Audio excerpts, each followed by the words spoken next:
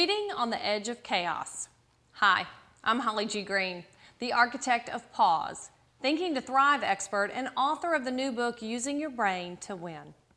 You know, we live and work in a world that moves at a pace that would have seemed unimaginable only a few decades ago.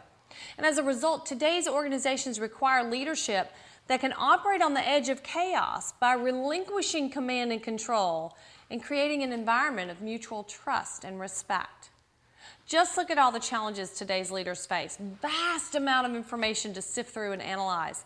4 generations of leaders or workers to engage and lead. Highly volatile markets due to the increasingly rapid rate of change. New technologies that make it cheaper and easier to knock off successful products. More competitive threats, many of which can't be foreseen or predicted. The list just goes on and on. Most leaders intuitively understand that the old command and control leadership paradigm no longer works in this kind of business environment. Yet it seems that most of us are uncertain about how to create a culture that supports the mutual trust and respect required to lead in today's world.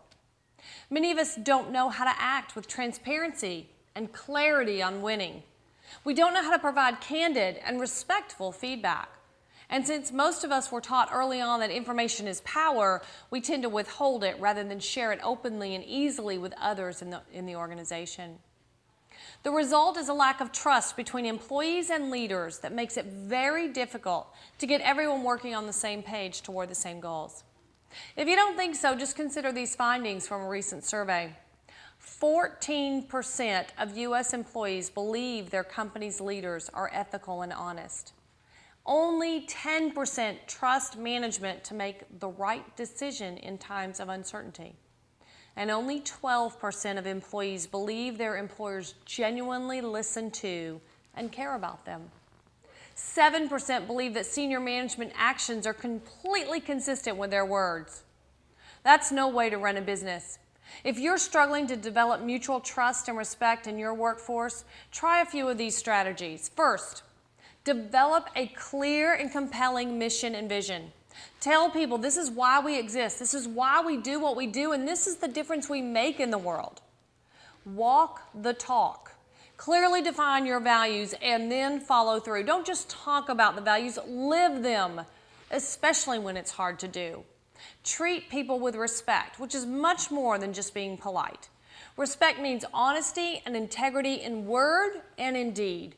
It means following through on your commitments and doing what you say you're going to do.